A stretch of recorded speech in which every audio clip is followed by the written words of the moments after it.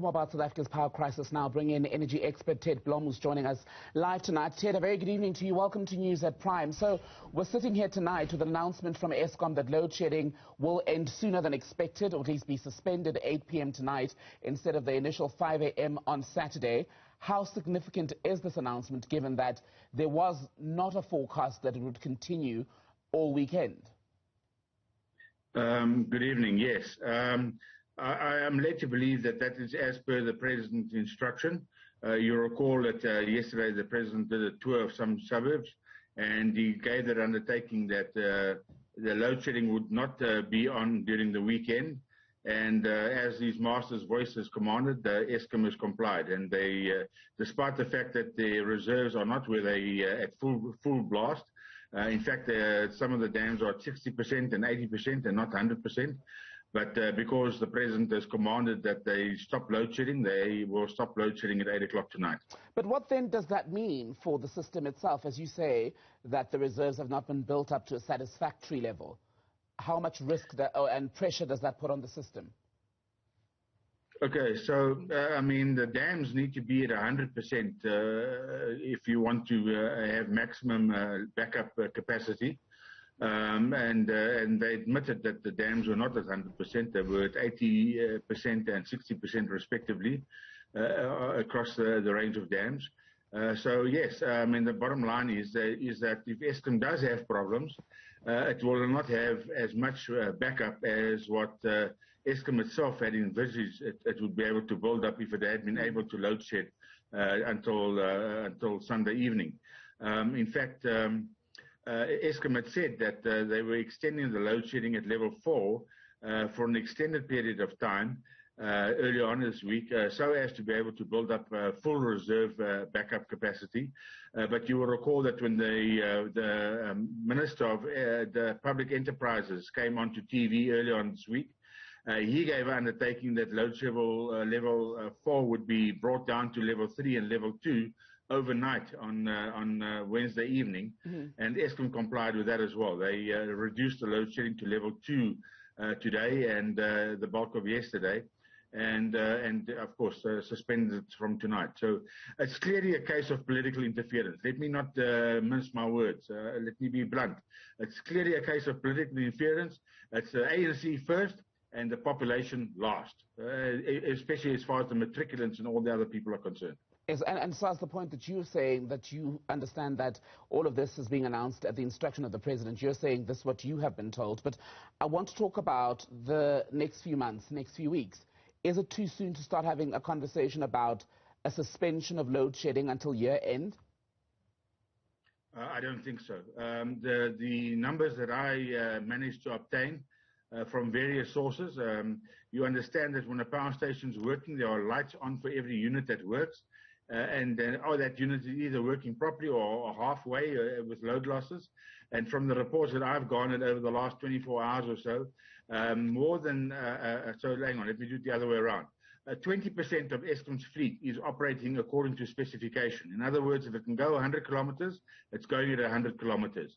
Another 30% of their fleet is running at less than 100% capacity.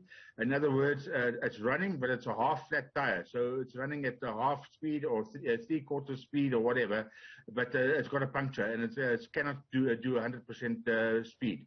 And then the other 50% is broken and offline and not capable of generating electricity.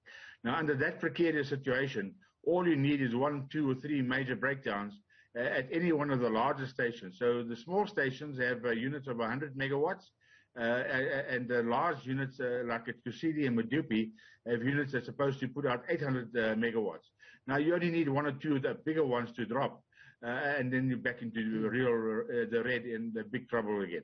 Is it possible then to keep the lights on until about December, let's say, when most industries will close for the holiday period, without compromising or skimping on the very necessary maintenance?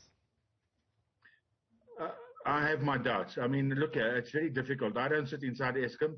I don't get the operational reports every hour.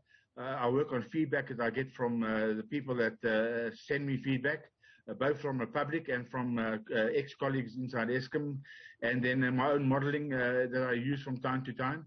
And I think that if we make it until the holidays in December, it will be by the grace of God. It will not be because of anything that Eskom's done properly. Because again, they are cutting corners and they're doing it for political reasons.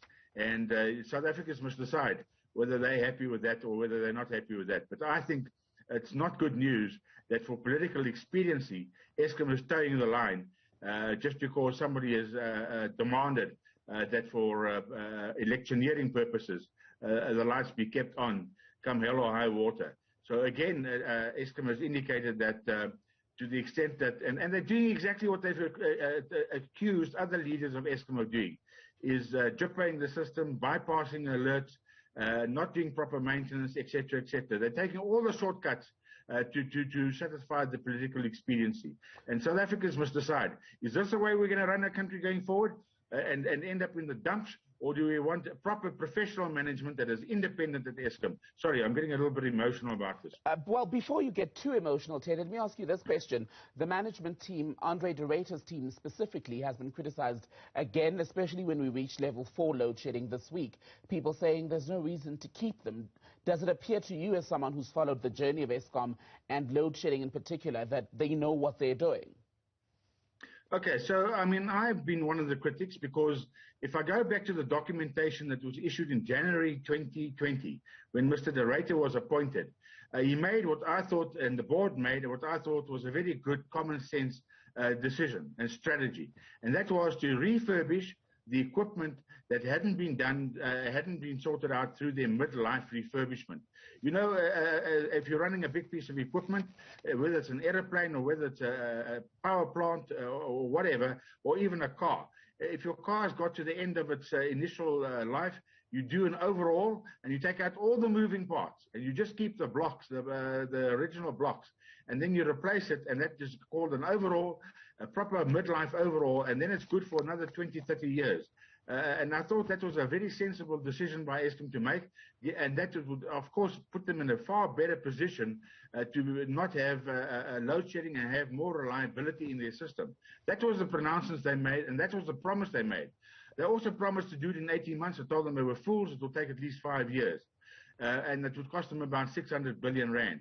And the fact of the matter is, and they went further and said they will get OEM warranties, original equipment manufacturers warranties. And I thought that was a joke, because if you've abused your car or your equipment, there's no way Ford or General Motors or Mercedes-Benz, whoever it is going to give you a new warranty on a car that you've abused. So I thought that was a pipe dream, and I said so at the time. But the fact of the matter is, we're now sitting 18 months down the line, and I've asked Eskom at the meeting on Monday, give me proof of one station that's had its midlife refurbishment, or where they've started it, some units where they started it. Or just as a side, I asked them, show me some of the OEM warranties that you claimed you were going to get as well.